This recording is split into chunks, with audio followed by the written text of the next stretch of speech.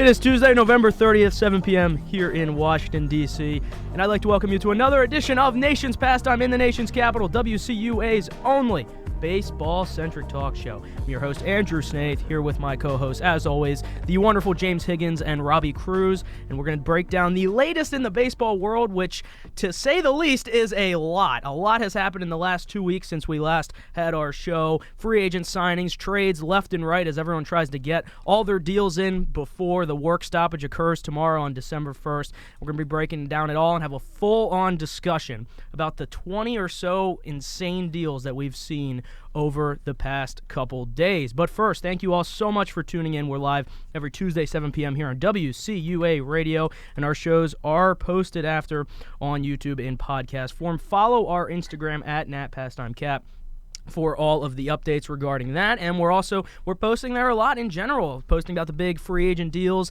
and our opinions and stuff like that, so definitely give us a follow at NatPastimeCap. And if you want to call in at all to discuss the crazy signings and deals that have been going on tonight during the live show, that number is 202-319-5106, 202-319-5106. So like I said, guys, let's just take this hour to recap and discuss the absolute madness that is happening as everyone scrambles to get their deals done before the potential work stoppage. I guess I shouldn't say potential because it's pretty much guaranteed. There is still some time to go, but the majority of the deal is trying to get done because one of the big things I keep seeing pop up, remember guys, if you sign a deal, you got to get a physical done for it to be official. And that's been the big reason that a lot of guys are trying to get it done on Monday and Tuesday. Let's jump right into it. I mean, there's a lot of places we could start from what's happened over the past 2 weeks, specifically over the past 2 or 3 days. But I think we got to start with the New York Mets and the move that Steve Cohen had his club do. It was actually 4 that we want to discuss, but the number one is, of course, Max Scherzer, who is now a New York Met for 3 years and $130 million. Robbie, I'm going to start with you. I want to discuss a little about this deal because there's a lot of people who love it. There's a lot of people who don't like it, and there's some people who downright hate it. What camp are you in with this Max Scherzer deal? If you're the New York Mets, you had to make this move. You had to get this guy. I love this deal for the New York Mets. Now, many people may be saying that the Mets overpaid for Max Scherzer, and you know what? That's a fair argument, but here's the deal, guys. The fact of the matter is that Steve Cohen is worth $16 billion. That's a B. He had so much money to work with. The luxury tax, it doesn't mean anything to him because he has so much money to work with. And, you know, after the Mets signed Max Scherzer, I kind of thought about it.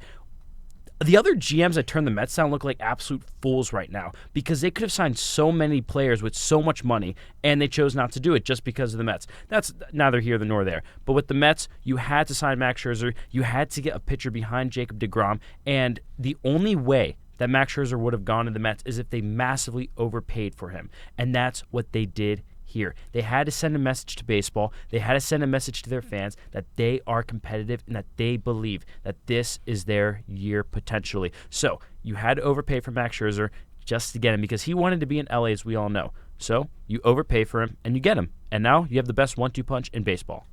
Yeah, I mean, you take a look at the trade deadline when he had his no-trade clause intact, and he made it pretty clear he didn't want to go to the Mets. He wanted to go out west, and that's ended up what happening. Of course, the Dodgers not able to retain him, not able to retain a lot of stars right now. But focusing on Max Scherzer for a second, James, Robbie makes a good point, right?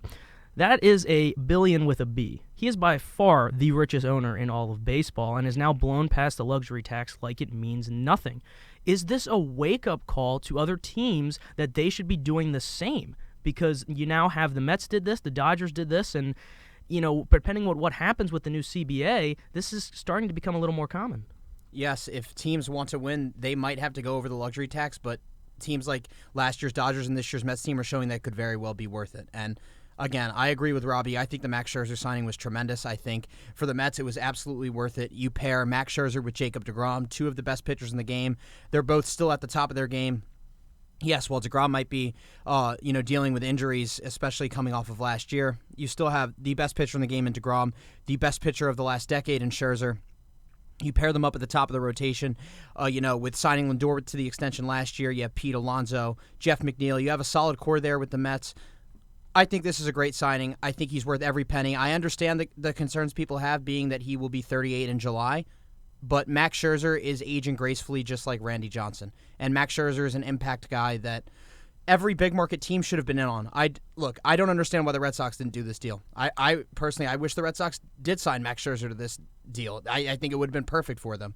Scherzer wasn't going to get a long deal. He got 3 years. He got the high AAV. With his pedigree and the fact that he's still at the top of his game. I mean, you think about the season that he had last year, Scherzer didn't get this money based off of his name. Yes, that was obviously part of it. But you have to look at the overall track record and the overall numbers that he's still putting up. He pitched 172 in a third innings last year. He's not, and he pitched about 20 more innings in the postseason. He's not letting up. He had a 2.46 ERA last year and was 15-4. He had 236 strikeouts. The numbers are there for Scherzer. But here's the thing, though, and I think you mentioned this, is the age. And not only the age, but this is a guy with neck and back problems, and that's very concerning. I've heard a lot of people compare this signing to Randy Johnson, like you said, which is, I think, a very fair comparison. Both guys who, when they signed the deals, knew they'd be in the Hall of Fame one day. But doesn't that concern you that you're committing $43 million to a guy who will be 40 when this deal ends? It doesn't concern you if you're a Mets fan because you have so much money to work with. That's why I don't understand why people are saying that the Mets are overpaying for Max Scherzer, because they have so much money to work with. Like I said, Cohen's worth $16 billion. Right now, the Mets payroll, I think it's at like $256 million. Well, guess what? That doesn't mean anything to Steve Cohen. So, yes, they are spending a lot of money on him, but number one, if Max Scherzer's bad, it's still a big name. And number two, you're sending a message to the fans that you're serious about being the Mets and being seriously competitive. If the Mets didn't sign Max Scherzer, if they didn't make the flurry of moves that they made the other day, the Mets would have been clowned again. And you know that Steve Cohen is trying to change their culture. He's trying to change that narrative of being called the clown Mets. He wants them to be serious, and by signing Max Scherzer, signing Eduardo Escobar, Starling Marte, Mark Canha, they're now known as a serious threat and competitor. So we didn't get a chance to talk about that, but that's a good point. Does this have anything to do, actually I'll ask you, James, as well here, with what happened with Steven Matz last week? And in case you're not aware, Steven Matz apparently had an agreement in place, with the Mets, or the Mets said that he would come around and check again with them before he decided. He ended up signing with the Cardinals. Steve Cohen threw a fit on Twitter. Does this seem like Steve Cohen going, screw it, we got to get someone here, and just giving him a blank check? The Scherzer signing for sure had to do with what happened with Matz and what went down, the Twitter fiasco. But overall, I really love what the Mets did this offseason. Everyone was talking about the flashy name in the pan, and yes, they got that in Scherzer. But they also got core baseball guys, Starling Marte, Mark Canha, and Eduardo Escobar. They weren't throwing around stupid money. These are guys who are worth the money. Canha is an on-base machine, and he was an on-base machine in a terrible pitcher's ballpark at the Coliseum. Starling Marte is just an all-around really good player, both with the bat and with the glove, and Eduardo Escobar can provide depth and versatility to this Mets lineup. You add Scherzer in there, these are the impact signings that the Mets need for a culture change. And Scherzer you're not only getting one of the best pitchers in baseball in Scherzer, you're getting a leader and you're getting a culture change, and that's what the Mets need. They need a culture change from the top on down, from ownership down to the clubhouse. Scherzer gives them that. And one more thing to note, Andrew, you said this earlier about the West Coast. Chelsea Jones, the Washington Post today, reported from a couple sources that Scherzer wanted to go to the West Coast at the deadline because he was dealing with nagging injuries, so he didn't want to pitch in the cold come the postseason. But now that he's had time to deal with these injuries to let them heal up, he feels completely healthy. He wanted to go somewhere that prioritized winning, and so that included anywhere on the East Coast. Scherzer chose the Mets, and we'll see how it pays off for them. Yeah, absolutely. And I had one more comment about the Mets. So a lot of people have been criticizing the Mets for, letting Javier Baez walk, for letting Noah Syndergaard walk, for letting Marcus Stroman, who's about to leave. However, if you think about it, the Mets, they really didn't need to re-sign Javier Baez, in my opinion. Because if you had re-signed Javier Baez, your infield would have been an absolute mess. Because you would have had J.D. Davis, you would have had Jeff McNeil, you would have had Javier Baez, Robinson Cano, Francisco Lindor. It would have been an absolute disaster waiting to happen. So the Mets, they're making the right moves, in my opinion. And as James says, they have really strengthened their core. And this is a team that's going to be much improved from last year that's a big if, they can stay healthy. And Lindor's going to bounce back. Yeah, I think Lindor's a good bounce-back candidate. I mean, I think what you said here, health and the age is the big thing that my concern is with the Mets. I did like how they kind of did spread the money around with the three guys that James mentioned. My thing is, though, I'm going to focus on the Marte deal real quick before we go on and talk about some of the other bigger deals on other teams. And, we'll give the Mets a rest here for a second. But that Marte deal, to me, did not seem like a great one on paper. That's a lot of money for a guy who relies essentially a lot on his speed, right? And I don't see that aging well. He's going to be 34, 35 when that contract ends. Oh. No, he's going to be like 38. He's going to be 38. He's 34 right now. I don't think he's 34 right now. He might be 31 or 2. No, I don't know. He's 34 this year. I thought he did. Man, he must have debuted a while ago then, because I seem to remember him being much younger. But still, either way, no matter if it's 32 or 34 that he is right now, I feel like that's just that's the kind of deal you have to make. He wants those extra years to get him for like this year and the next year. But past that, I think that's going to be a very, very bad deal. Yeah, forgive me. He's 33 years old, so okay, so he'll be 37. Yeah. That's what I'm saying. For a guy who has relied on speed a lot for his entire career, I mean, I don't like giving that much money to a guy like that. The Canha signing was good from a defenseman on-base perspective. I don't think he's that good of a hitter. The Escobar signing I really did love. I've loved Eduardo Escobar for a long time. And overall, I do appreciate that. But, I am in the camp. I didn't think that was the smartest way to go out and do that with Max Scherzer. I think there's other teams that should have done that. I don't think it should have been the Mets. I really don't. The Red Sox. It should have been the Red Sox. It should have been the Yankees. I know that sounds biased coming from me, but should have been the Giants. Yeah, a team like that. I don't know why, especially if you're the Giants. Or the Dodgers. Dodgers, I'm still scratching my head at what the Dodgers have been doing the past couple of days. But when it comes to the Giants, you just won 106 games. You're re-signing a ton of your starting pitchers. You're signing new starting pitchers. You lost Kevin Gausman. What's one move that really says, hey, we're going to do this next year? Sign Max Scherzer. They could have given him that money easily. Any big market team should have done it because it was such a short deal. Right. You're on the hook for 3 years, but possibly only 2 because if Scherzer doesn't like it in New York, he could opt out after that second year. He does have that opt-out. That's the thing as well. And we do have a caller here on Nation's Pastime and Nation's Capital, so we're going to take a break real quick and grab that. Hello, caller. You're on the air. Who are we talking to? Talking to Mike, big Mets fan. Hey, Mike. How are you? You must be feeling pretty good right now. I'm pumped to hear the news of Scherzer coming to town. All right. What do you want to talk about, Mike? I just want to get your thoughts on Starling Marte, Kind of bummed out that it looks like Conforto is not coming back, so do you think it's going to be better than Conforto? Yeah, I mean, that's a good question. I think, personally, if I had the choice between the two, I would have at least given Conforto a one-year deal, like a prove-me deal. But I don't think Conforto's looking for that. I think he's looking for a 4 or 5 year deal, and I do think some team will give it to him. So when it comes to Marte, yeah, they're probably going to end up spending less money. And he's a good fit, at least for the next 2 years. I'm concerned about the age that he'll be when it ends, but at least for next year, I think he's going to be a good fit in center field. I hope so. I mean, it's tough leaving a homegrown talent. Letting walk, but excited for this Mets team, looking good for next year.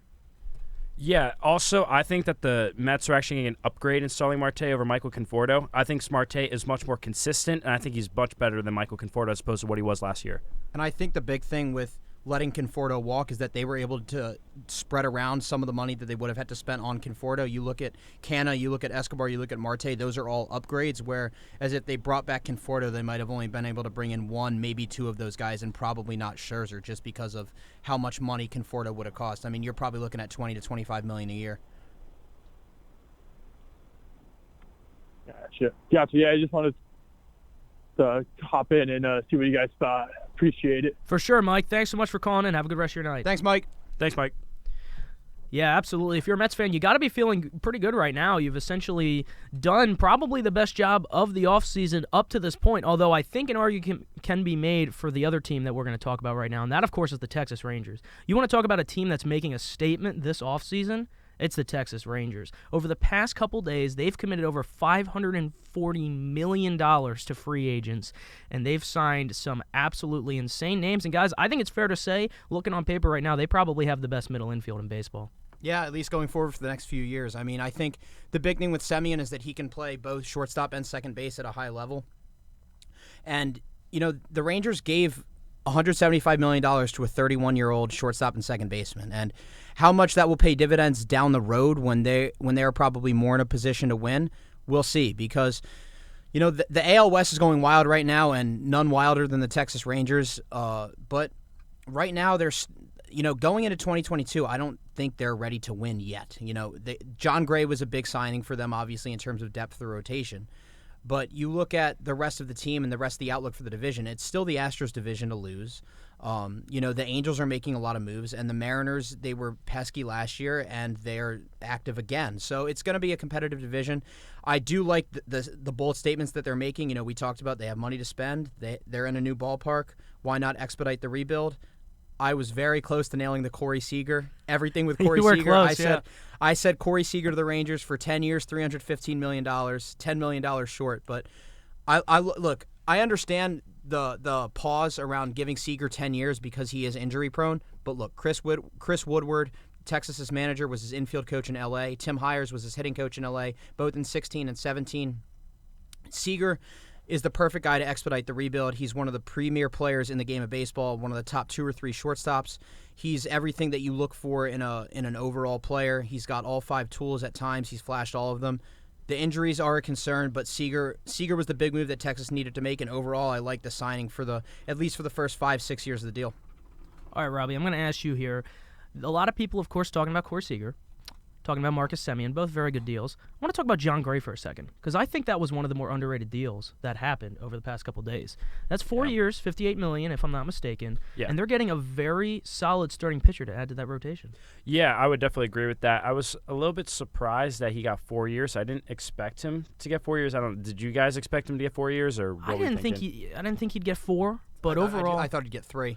Overall, though, it divides nicely, and I think that he's going to be worth the money. Well, the thing with John Gray that a lot of people like is that he has really good numbers outside of Coors Field, and that's why a lot of people have hope. Yes, he has had some really bad seasons, but if you look at the numbers outside of Coors Field for his career, they're actually pretty solid. I mean, they're not too poor, which is what the Rangers are banking on right now. And the Rangers had to sign a starting pitcher.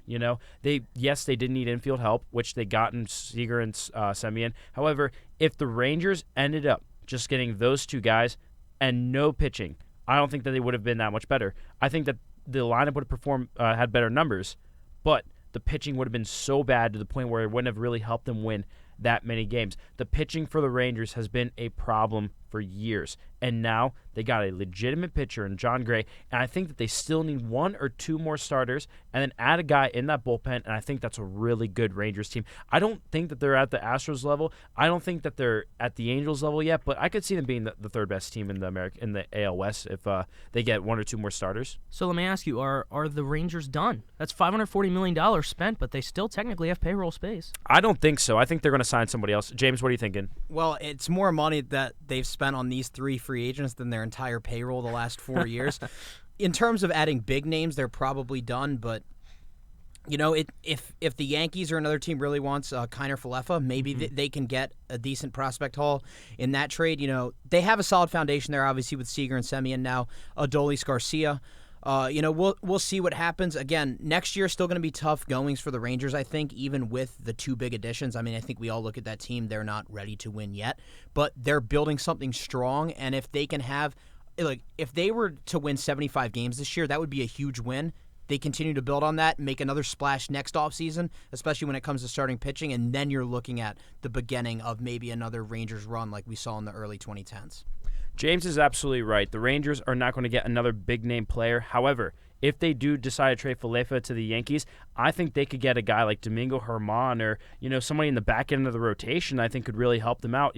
They're not going to get some really big pitcher, but if you look at guys that you can just slot into the rotation, guys who will give you 5 innings every outing, and then you turn it over to the bullpen, I think that they could end up getting a guy like that for a pretty good deal. And Falefa goes to the Yankees. We'll give him Germán. We'll give him I wouldn't say Jordan Montgomery. I think that's a little bit too much, but there are certain guys that would. Maybe one of the shortstop prospects. I don't know if they would. No, I'm just saying for pitchers in general, though. I think that they would want like an average MLB pitcher, and I think that they can get it. There is one more big name that the Rangers could sign, actually. Yeah, what's that? Clayton Kershaw. You know what? That's a good point. It's going to come down to the Dodgers and the Rangers for Clayton Kershaw. Obviously money talks, but I think in this case, if the Dodgers were to get close to what the Rangers offer, he might go back to L.A., especially now that L.A. needs pitching. But it's going to come down to those 2 teams. Well, I was going to say, let's look at this from the Dodgers' perspective. Over the past couple days, you've lost your shortstop. You've lost your ace. I mean, at some point, you got to do something here, right? They're probably losing Kenley Jansen. And Chris Taylor. Chris Taylor as well. I don't think they're re-signing him. I mean, maybe they will now that all the other guys are walking. Yeah, but I think a Kershaw reunion now makes more sense than ever. Definitely, especially because Look, what the Dodgers have been great at for the last 6-7 years. For however long they've been great, they've been really good at roster construction and with stars and depth. Yeah. And right now, they lost 2 stars. Their depth is lacking.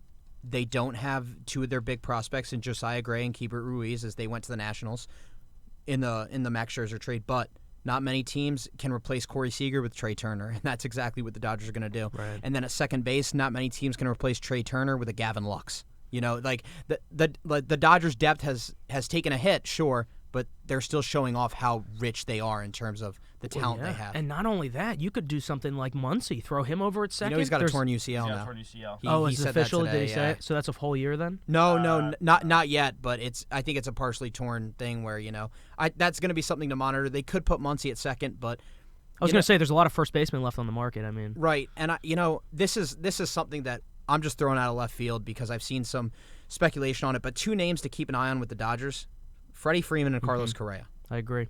I don't know about Correa, but I agree 100% on Freeman. Robbie, thoughts on... Why don't we talk about Freddie Freeman? Is that what you're about to talk about? No, I was actually going to talk about Correa and the Dodgers really quickly. Go for it, yeah. Going back to the depth thing, okay. So, the Dodgers, I think they need to bring back Clayton Kershaw because right now, they don't have much starting pitching. You got Dustin May coming back. Is he even going to be ready by opening day? He should be, right? Yeah, We think so? Worst case by the middle of May. Okay, so you have Walker Buehler, Julio Urias, Dustin May, and you got Tony Gosselin, and they're going to be throwing out Andrew Heaney in that rotation. And who knows what's going on with Trevor Bauer because we still don't know if he'll be back next year. So there's so many question marks about the Dodgers rotation, and that's why I think they need to bring back Clayton Kershaw. And what can they get out of David Price? I think that's another big question. He's got one more year? He's got one more year left. He came over in the Betts trade. I think the big thing with Price is that he was stretched out as a glorified opener last year. Can he give them anything? That especially if they lose Kershaw, what can he give them? Another thing before we move on from the Dodgers that I want to touch on real quick.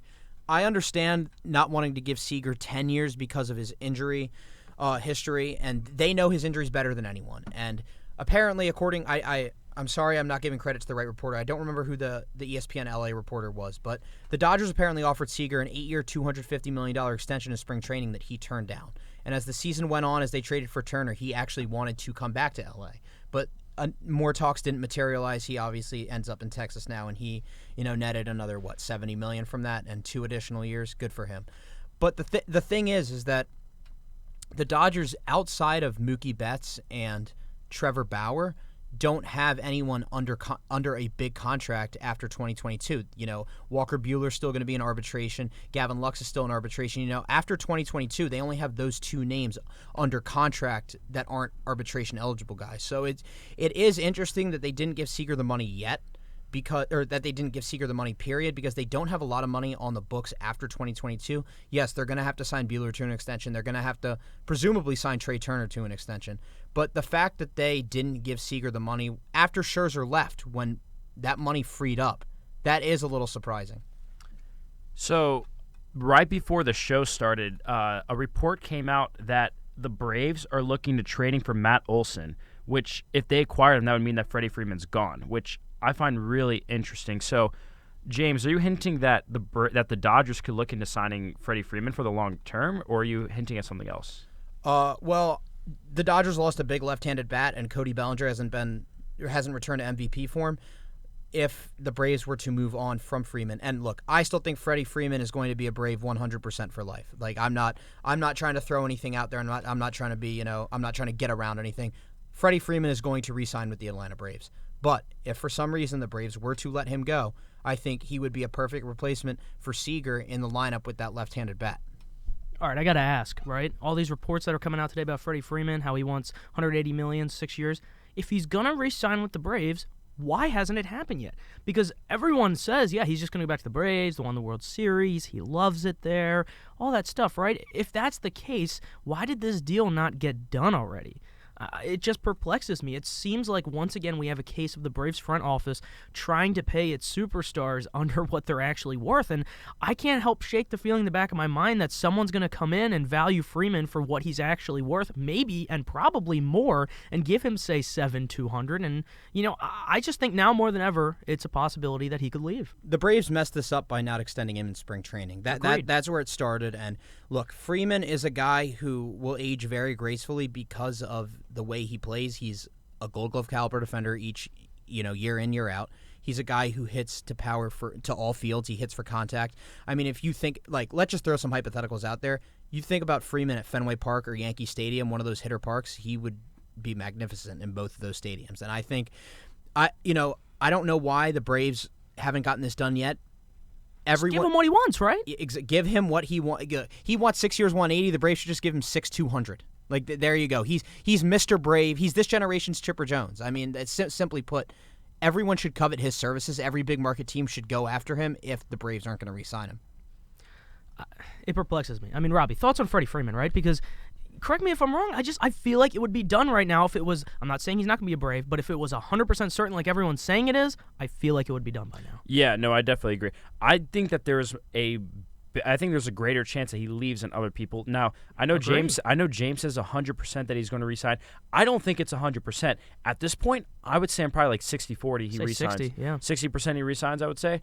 And, the reason why I think that this is so, there's such a high chance of him leaving is because, like Andrew said, if the Braves wanted him, they would have signed him already. Why did they sign him in spring training? Why didn't they offer him extension throughout the year? What is going on with the Braves right now? And do they have other options at first base potentially if he leaves? I mean, Not really. I don't think so. And I heard that they might be, and now you're hearing that they're possibly looking at Matt Olson. Yeah. If you're Freddie Freeman, that's got to be an insult to you. The team that you love, the team that you grew up and just won a World Series with, they're not giving you the contract that you want. They're looking at other first base options. They're they're lowballing you. How can you want to re-sign there? So I think that there's actually a decent chance he leaves the Braves, and I think if he leaves the Braves, he'll either end up a Dodger or a Yankee. Agreed. There's no reason for the Braves to be cheap. But they are. They're saving money on the Ozzie Albies' incredibly team-friendly extension and Ronald Acuna Jr.'s team-friendly extension. Right. Use some of that money to pay Freeman because he's worth every penny. So what are they just trying to undervalue him again to just try to get him as cheap as possible? Yeah, because I even think that practice is an insult. Yes, I think that's everything. What they're doing right now is insulting, but I think when push comes to shove, they will eventually pay. I think they're trying to see how far they can let it go. If he actually wants to leave, maybe they're trying to let him test the waters, or maybe Freddie just wants to test the waters himself. Maybe he told the Braves, "Hey, I really want to go test the waters, and I'll come back to you with the highest offer that I've been given." I don't think that happened, but if Freeman were to leave Atlanta, the Red Sox should 100%. Chaim Bloom should be calling Freddie Freeman's agent and get him on a private jet to Boston ASAP because he would fit beautifully in Fenway Park. He would be a great left-handed bat, a great left-handed addition to that lineup. He'd be perfect for any team. I think another team to look out for. This is a team that it could be out there in terms of acquiring him, but this is a guy who's a source from this team who's gotten a lot of things right. The Toronto Blue Jays. Yeah, that was Carlos Bagara, right? Yeah, Carlos Bagara said that, and he got the Semien signing right. He got the Ray trade. He's gotten a few more details of things. I'm not saying that's going to happen, but he doesn't float things out there that are Freddie just is Canadian. Freddie is Canadian, and Vladimir Guerrero Jr. came up as a third baseman. I can't see Freddie Freeman on the Blue Jays. That would be interesting. We are all bored, and we're just throwing random things out there. Okay. I think it would be really exciting to see. However, personally, I just want him to leave the Braves. I think it's ridiculous that they're doing this to him, and I don't think that they should be rewarded with Freddie Freeman after treating him this way. I just think it's unfair. So I think bottom line, unacceptable what the Braves are doing. Still think he probably re-signs, but even if he does re-sign, and if I'm Freddie Freeman, I'd be pretty PO'd right now. This is just unacceptable. Yeah, absolutely. Now, can we talk about the Red Sox really quickly? I had a question about that for you guys. Question about the Red Sox and Freeman, or just Red Sox in general? Just Red Sox in general. Yeah, so, go for it. Have you heard reports that the Red Sox are interested in Carlos Correa? I have not heard any of those. Who reported them? At the beginning of the offseason, they were quietly linked to Correa. Right. I don't, you can't really trust the Jim Bowden report right now, but I think they're still trying to do their due diligence on everyone. You have the Cora connection with Correa, but as Rosenthal mentioned in his article in The Athletic last night, Bogaerts, even though he said in the beginning of the offseason he was willing to change positions, right now he would not be willing and would be unhappy to have a position change. to accommodate Correa, even though Correa is obviously a far superior defender than Bogaerts. He's right now he's a better overall player than Bogaerts, and he's a year younger. So, I mean, the Red Sox could end up swooping in with Correa, especially, look, we all thought he was going to the Tigers. They signed Javier Baez. We'll get to that next.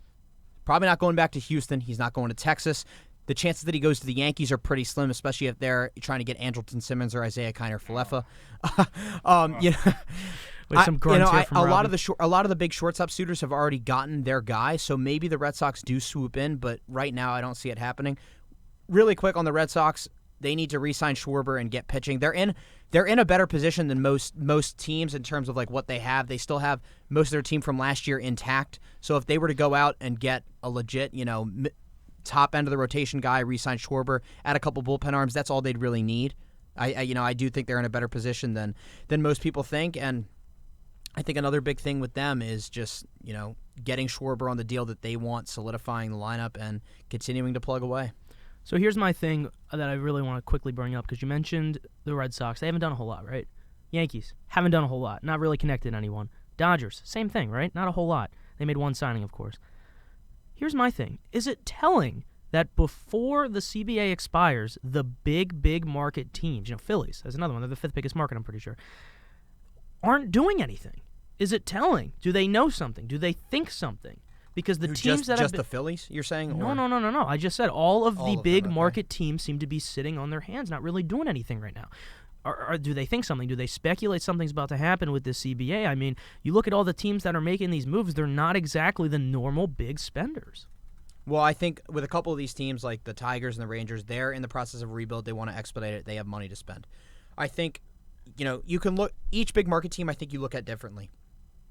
Andrew, we'll get your take on the I don't know. You know more about the Phillies. We can talk about the Phillies and their stuff after. I think the big thing with the Red Sox is that for some reason Chaim Bloom doesn't want to commit a lot of money to one player yet, big money, but they have a Devers extension in the wings that they're going to have to get done at some point. They're in a better position than most competitors in terms of they're returning the majority of the roster that got them to Game 6 of the ALCS last year. And by the way, Marcus Stroman is still out there, and they have been linked to Stroman. So I think yes, he would be an expensive add for the Red Sox because their infield defense isn't great in terms of adding an expensive ground ball pitcher. But Stroman would be a guy who I could see the Red Sox going after. In terms of I'll throw the Angels in big market. They've done their due diligence this offseason. They've done exactly what we thought they should. They've gone on to add solid pitching surrounding Trout and Ohtani with talent, and Rendon is probably the biggest bounce back candidate in all of Major League Baseball for 2022. The Dodgers, they've let two big names go, but I wouldn't count them out on any of the other big names that are remaining. The Yankees, I think, the Yankees haven't spent big money, They've spent big money, sure, on Cole, but besides Cole, they haven't, there have been a lot of guys that we've linked them to in the past, 6-7 off seasons. They haven't, these aren't the old Yankees that spend money, and they have more holes than just one guy will fix. Corey Seager wasn't just going to fix that team. After Garrett Cole, and Robbie, you can talk about the Yankees after this, their rotation still needs a lot of help. Corey Seager wasn't going to fix their problems in the lineup with striking out. Joey Gallo, Stanton, even Judge to an extent. But, I think with the Yankees, they trust their farm system. They have a lot of holes. They know one guy can't fix it. And maybe they're further away than people think. Well, Andrew says that big markets aren't spending money, but, look at what the Mets just did. Yeah, but, that's the Mets, though. I'm talking about the normal, big kind of spenders. The Mets don't do this often. I don't think that it's a thing of the teams know that something's up. I don't think it has anything to do with that. I think, it's teams just being more conservative with how they spend money. As James said, look at the New York Yankees the past 6 or 7 off seasons. How many guys have we said, oh, the Yankees are into them? There have been so many guys. And the Yankees just have not gone through. Really? It's only been Cole. It's only been Garrett Cole. And then you look at the Giancarlo Stanton trade. They weren't even connected on Giancarlo Stanton when he got traded. It was Dodgers, Cardinals, Giants. Yeah. Nobody ever said the New York Yankees. I mean, come on. So this is a new Yankees team. They're not willing to spend, and they have shown that right now because, yes, they do have more than one hole on their team. However, they're not willing to make the trade for Matt Olson. They're not willing to trade for Chris Bassett.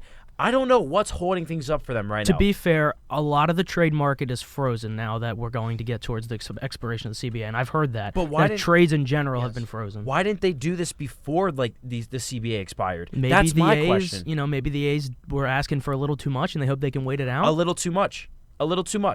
In return prospect-wise. No, if you're the New York Yankees, you just lost to the Boston Red Sox in the wild card game. The Red Sox spanked you. You wet the bed. You had no pitching. You didn't have hit lineup. Nobody in the line performed other than Giancarlo Stanton and Aaron Judge. You need to make change. Brian Cashman said before the offseason started, we need a shortstop and we need starting pitching. Well, guess what, buddy? The CBA is about to expire, and you haven't done jack. You're running out of time, man. Hey. You got Jose Peraza. Come on now. We got Jose Peraza and Jole Rodriguez. Oh, let's Those go. are the only two signings that the Yankees made. This is inexcusable. There is no reason for this. And yes, you don't need the big guy. How come we haven't even signed anybody? No signs, no trades. It's ridiculous. That was a beautiful monologue on all of the Yankees' problems, and I enjoyed it very much. But I think a lot of Yankees fans agree. The Red Sox have problems too, though. I think it's not as big as the Yankees, but it's not as glaring as the Yankees. But they do have problems too. Well, I think every team. I think you can pinpoint pretty much every team does have some issues. But Andrew, real quick before we get into the Phillies, one last point on the Yankees. I really do think it comes down to they know that committing $300 million to another big name guy isn't going to fix their issues. And just like I said, that's no Aaron Judge. Just like I said on the last show, right. If you commit $300 million to somebody, Aaron Judge is probably walking out the door because you can't have a fourth big contract on your payroll because you have 7 more years of Stanton, you have 7 more years of Cole. If you added that third guy, you would have had 9-10 more years of Seager at that price. It's like you can't keep paying everyone because you only have a certain amount of money. Well, I'm not even outraged that the Yankees didn't sign Corey Seager. I'm outraged that they haven't done anything. That's what I'm outraged by. The Yankees are standing pat right now when we know that they need change. Brian Cashman is saying, we're going to get a shortstop. We're in constant contact with these guys. Well, guess what? Why is nothing happening? Yeah. That's my problem. And the only big-name pitcher that's left on the market is Stroman, and he's not going to the Yankees considering his beef with Brian Cashman. Yeah, they would have to make a trade for somebody, and I don't know if the Athletics are willing to part with Chris Bassett or Sean Manaea. He's got 1 year left. I think that they would be. I don't know why nothing's happened yet, though. Like, what's the holdup? We're running out of time, and the Yankees aren't doing anything. That's my big problem. Okay, I'm done with the Yankees. I could talk all night about it. Let's talk about the Phillies, Andrew. I mean, there's not a whole lot I want to say about the Phillies. I mean, I want to focus on the deals that happened. Right, we're gonna have a lot of time to talk about the deals that didn't happen and what teams need to do. But just briefly on the Phillies, I mean, they're in the same boat as these other big markets, especially the Yankees and Red Sox. Nothing going on, being connected to a lot of guys. And I still think there's a possibility that something gets done before tomorrow. They've been connected over the past couple days loosely to Castellanos, which would make a lot of sense fulfilling Dave Dombrowski's, we need a big right-handed bat statement that he made. They've been connected. And the fact that he drafted Castellanos. And the fact that he drafted him back in Detroit. That's very true as a young third baseman back then. For sure, I think that helps. The other name that I think is more plausible when it comes to an outfielder is Kyle Schwarber. Two things that I really want to mention about him is, one, Jim Salisbury reported that talks were advancing with him. Jim Salisbury is the guy. I've never heard him say a name that the Phillies were interested in that they didn't really end up getting. Even back in 2018 at the deadline when we were on the Machado stuff, he didn't mention any of that. He wasn't like, the Phillies are in on Machado. He basically just said they looked at him and realized they weren't going to give up what they needed to. So I really do trust him with that. The other thing with that is, did you guys see the John Heyman, Kevin Long interview? That's what I was about to talk about. 2 weeks ago on MLB Network when Heyman basically said, oh, yeah, and I know the Phillies are going hard after Kyle Schwarber, and Kevin Long, the Phillies hitting coach, essentially going shh into the camera and the microphone there. So I really do think Schwarber will end up being a Philly. It makes a lot of sense, especially since they've been connected to Kevin Kiermaier. He would fulfill a role not only in center field as a good defender, but the Rays need to clear a couple spots off their 40-man roster. He's got 1 year left. They really want to move him, probably would eat some of the money. And it would make sense with a guy like Schwarber in left who's not a very good defender. Heimblum, please re-sign Kyle Schwarber. Do you think the Phillies are going to get Chris Bryant? That's another big name they've been linked to. Yeah, so they've been linked to him over the past couple of days, though I've really been hearing the Mariners. I've been hearing the Mariners a lot, and I think that they're going to be willing to give him a little more money. Those are really the main two teams that are in. I'm really surprised the Giants aren't showing more interest in Chris Bryant. Yeah. The internal reports I've read from that I've seen at least that have leaked from the Giants is that they were not impressed with him at all after they acquired him. And he was very pedestrian with them. He was He was not very good at all with the Giants, and apparently the front office is not impressed with him, and they're not interested in giving him a multi-year deal here. I think it's going to be the Mariners or the Phillies, and after the reports the past couple days, the only link I've seen to Bryant has been in one Morosi report. I've seen multiple people say that they're in on Schwarber, multiple on Knebel. That's another guy. There's a lot of bullpen help that needs to be done, and Knebel would be a good start.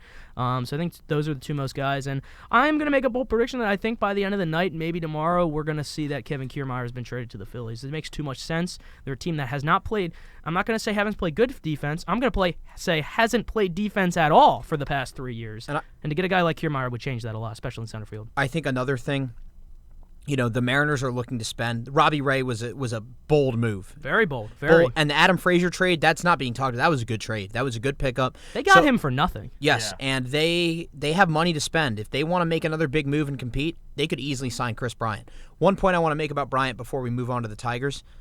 Chris Bryant is worth whatever money you give him. He can play any position except pitcher or catcher. He's a guy who, yes, he's had his fair share of injury struggles, but when he's on, we saw that for the first half of this year. We've seen it, from 15 to 17 with the Cubs and again in 2019. He's one of the premier players in the game, and I think that his defensive versatility to go along with how special he can be shouldn't be understated. I know a lot of teams, a lot of fans, a lot of executives are probably underselling him, and understandably so, given his injury history and his pedestrian second half with the Giants. But Chris Bryant is worth all the money, and more teams should be going after him. I think Chris Bryant is worth a lot of money. However, I do think that whoever signs him will regret it at the end of the contract. And I think a lot of teams are starting to recognize that. What kind of contract are you thinking here, Robbie? Because I know 6 or 7 years have been tossed out there. See, if I were a GM, okay, I'm going to play Peter Brand if you guys saw Moneyball, okay? Let's play Peter Brand for a second. I wouldn't give him more than 4 years. Wow. And now he would never sign for less than he's not going to sign for less than 6 or 7 years. I don't think Chris Bryant's worth more than 4 years, though. He's, how old is he right now? I think he's 28. He's 28? I'll get it right. I thought he was a little bit old. He was born in 1992. You guys can do the math. Whatever he is. Chris Bryant has an injury history. He had such a down season, and I think during the pandemic year, he was pretty bad as well, wasn't he? He was bad that year. Yeah, he was bad that year. So the last 2 years, he hasn't been that good. And yes, he does have an MVP on his resume. That was in 2016. You don't want to give $25 million to a guy who can play multiple positions because there are so many guys who can do that. I personally would rather, there are so many guys that play multiple positions and can hit for average. But how many of those guys can play left, center, right, first, third, and have an MVP, and are historically going to give you above average offense? Yeah, that MVP doesn't mean anything to me. If I'm trying to sign him for right now. No, but he's I understand what you're saying, but he's a 4-time All-Star. He was an All-Star this past year. He provides tremendous upside at the plate, and especially we saw it in the first half of this year. Yes, I understand that he wasn't good in the second half of the season, but in the first half of the season he was really good, and he's still Bryant isn't just falling off the cliff. He still has that in him. He still has the ability to be a force to be reckoned with offensively. Look, he's a career 278 hitter. He's got 167 career home runs. He's got an MVP after his age 29 season. And the versatility. And That's my thing. He can play defense at a high level at all those positions. Exactly. He's not just an average defender. He's an above average hitter and above average defender. I think Bryant will get 6 years, $165 million. See, whoever gives him 6 years and $165 million will be regretting it by the third year of that deal at the latest, I would say. That's a bold take. Honestly, I'm going to be honest. If I'm Peter Brand here, right, I would give him that deal if I'm the Phillies. You think Peter Brand would give somebody a 6-year deal? No, I'm saying if I was the GM in this situation. There's teams that I feel like need a guy like him, and the Phillies are one of them, and the Mariners are one of them. I thought the Mets were one of them, but they're not going to sign him Chris anymore. Bryant is really good at baseball, and big market teams should understand that. Well, that's the thing, Simply right? put. He doesn't have to hit 40 home runs and win an MVP again to be worth that contract. If he hits like he normally does, 250 to 270, 25 to 30 home runs, and fills in the gaps wherever the team needs them. Say he goes to the Phillies, right? Oh, their center fielders heard he plays center field for a while. Oh, Alec Bohm sucks again. Put him at third for a while. That's valuable. That creates value. I think the big thing with KB is that he started off so strong. He came up with such high expectations, and he met those expectations in those first 2 seasons that now the expectations and the bar is set so high for him that if he doesn't live up to those otherworldly expectations but still is very good, people don't think that's good enough because he's not reaching the heights that he did in his second year in 16. I really think that's a big thing. He is a victim of his own standard in terms of what he set. Started off too hot. He started off historically hot, and at the beginning of his career, and I think he's the victim of his own success. Here's, like I said, my big problem is so many guys are versatile position players. But they don't hit like Chris Bryant does. But they can still hit. But not like Chris Bryant does. That's the point. But is that worth an additional $25 million? It's not an additional 25. You're mainly paying Chris Bryant to hit. Like everything he can do in the field is a plus because most guys can play 1 or 2 positions. Not everyone can play 6. Who's a guy you compare him to, Robbie, that you say there's a lot of guys that can do that? I'm saying there are a lot of guys that play multiple positions. Sure. Who's someone you compare him to? They're not as good as him, which is why I'm saying that's what we're saying, though. Right. No, but I'm saying he's not worth $25 million. I don't think you should give $25 million to a guy who can play multiple positions and hit well because there are so many guys who can play multiple positions. Yeah, but we're paying him because he can hit well. At that point, are you going to give Whit Merrifield $25 million a year? I mean, Merrifield is not the same hitter as Chris Bryant. He hits for average, though, and he's fast. Yeah. The point that I'm making is there are a lot of guys who can play multiple positions and can at least hit for average. And yes, Chris Bryant can hit for power, but is that worth an additional $25 million a year? I don't think so. I think that there are more important assets you could get with $25 million. And the Mariners, I don't even know, they don't need home run power right now. It wouldn't hurt to have Chris Bryant on that team. It wouldn't hurt, but save some money. Put that money towards something else. The Mariners hit a lot of home runs last year without Chris Bryant. You know that, right? Yeah, they're losing their main home run hitter, though, in Kyle Seager. I mean, the guy hit 35 last year. He's probably not re-signing. No, probably not, but you look at Dylan Moore, and then you look at J.P. Crawford hit really well. They have a lot of pieces. Haniger had a good year, yeah. Haniger had a really good year. They have guys that can hit home runs. So, to me, I think that they should spend that money on another starting pitcher, okay? Because they're about to lose UC Kikuchi. The bullpen. They're about to lose Paul Sewald. They're about to lose a few other pieces. They already lost Graveman. They traded him. They lost. They traded him away. But still, the Mariners, I think, should sign. I think they should sign a utility player for, let's say, $13 to $15 million and spend an additional Chris Taylor.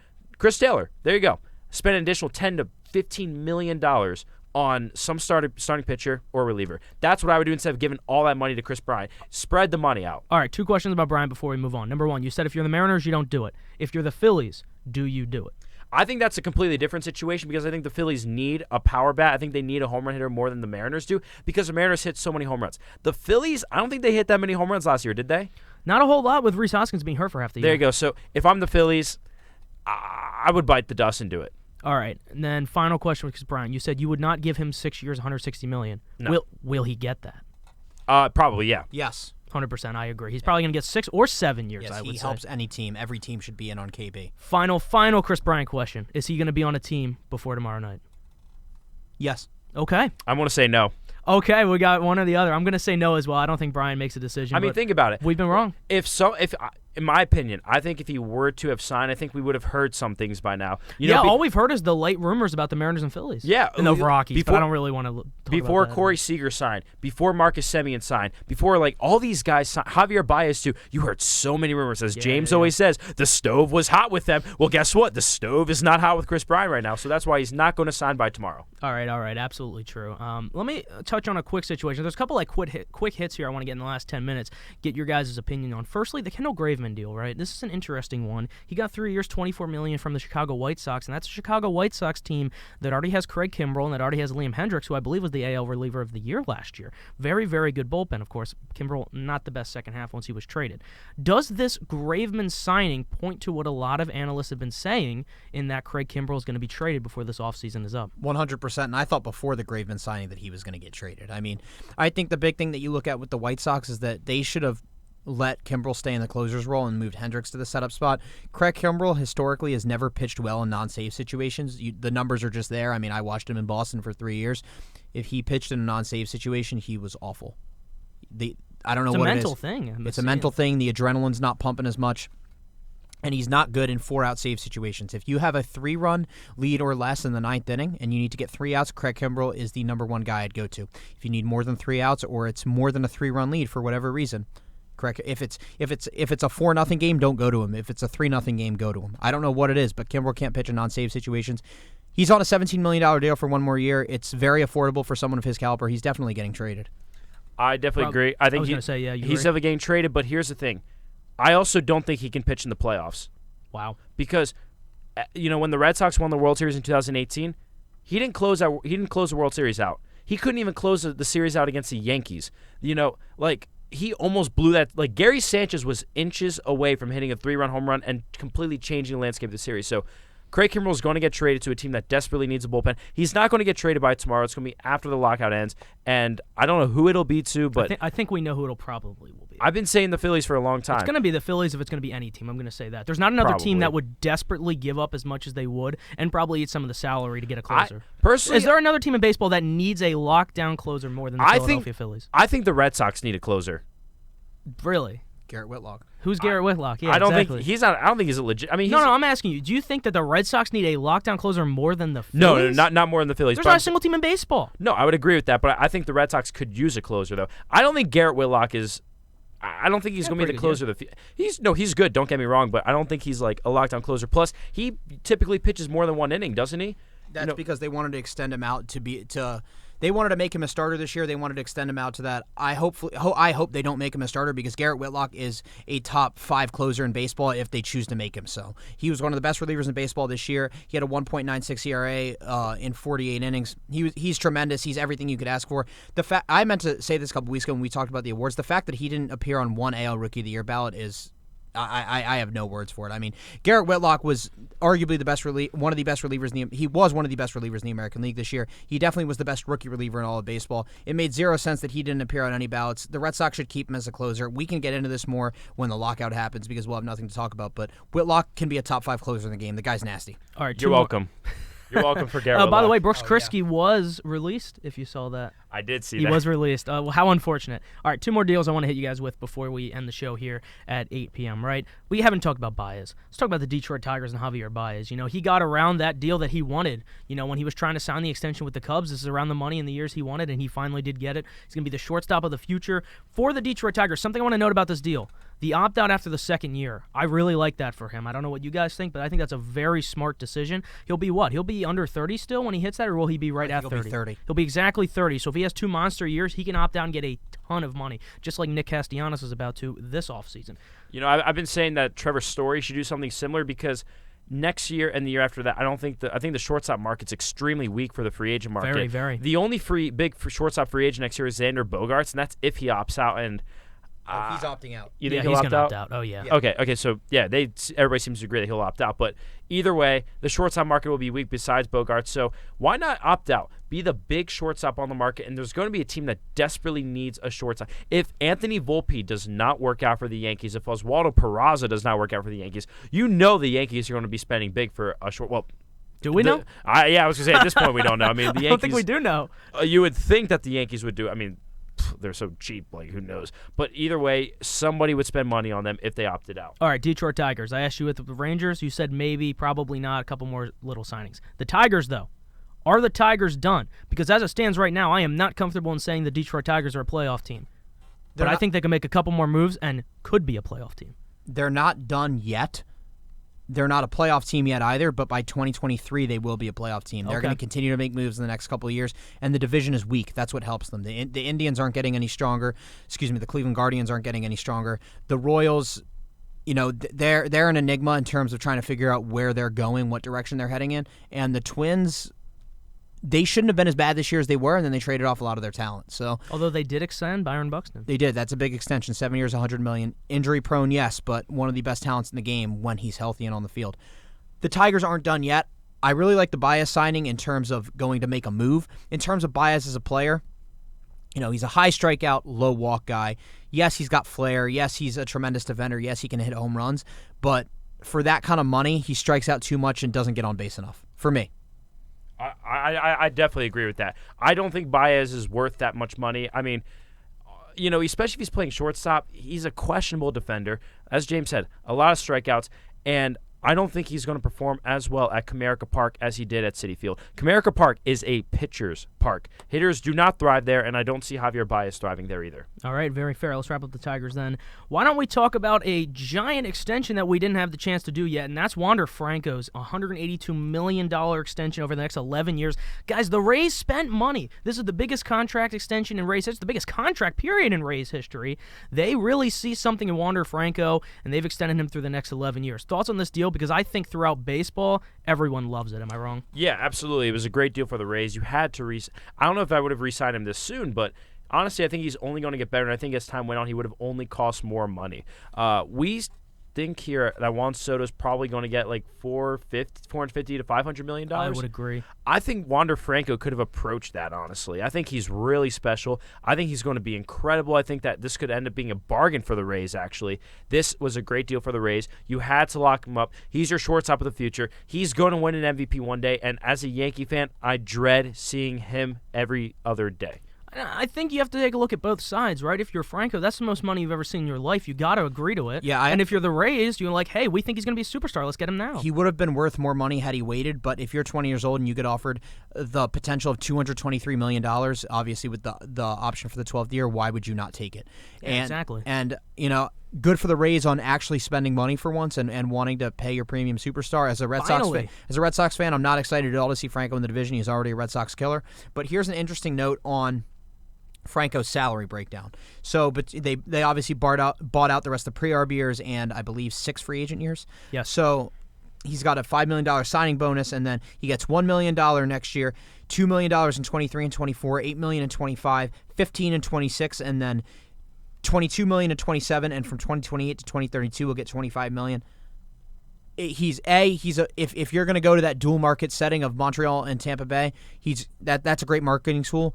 B, did he think about that when he signed? Probably not. C, he's going to get traded after the 2026 season when his salary goes up from $15 to $22 million. The $15 million to $22 million in 2027. The Rays are cheap. They've always been cheap. They traded Longoria when his salary started to increase after his $100 million extension.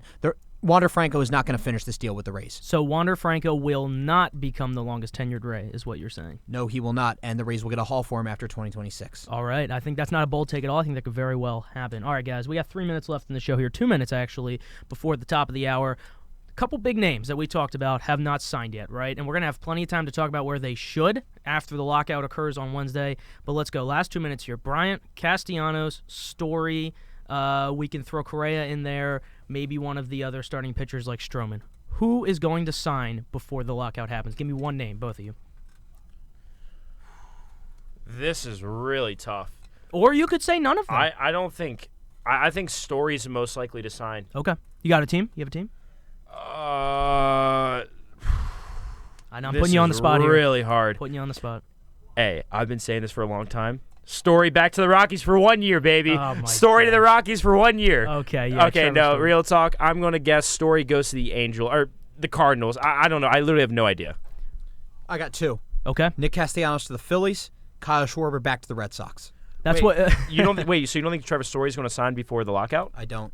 I don't either. I also don't think Correa is going to sign. I think oh, you know what? Kyle Schwarber was another one we'll throw in there. I think Kyle Schwarber signs before, and I'm going to bet probably everything I have that he's either going to be a Red Sox or a Philly. I don't think there's any other team. The Nationals were throwing. The Nationals are not re-signing. The Nationals, no. The Rockies, no. And the Marlins with Avisail Garcia. Oh, we got a minute left. I like what the Marlins have done. Avisail Garcia, the Joey Wendell trade, Sandy Alcantara extension. Stallings.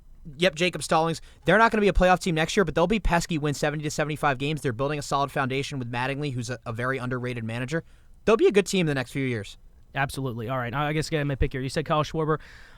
I think he's going to be the one that signs out of all of them, and I think he'll be a Philadelphia Philly for at least 5 to 6 years. Well, see, I'm giving you Castellanos. So hey, look, I'd rather have Castellanos, but I'm being realistic here, and I think their guy is Kyle Schwarber, especially with the love he has of Kevin Long, the new hitting coach. So that's my prediction there. That's everyone's predictions for who's going to sign before tomorrow's lockout. We hope it's not a long one. It probably will be, but we'll get you through it. We'll have a lot to talk about here on Nation's Pastime and Nation's Capital. Next week, Tuesday at 7 p.m. Eastern Standard Time, we'll be back with that. Have a fantastic rest of your evening. Enjoy, hopefully, a flurry of more free agent signings over the next couple hours, and we'll catch you next week here on NPNC. Peace out.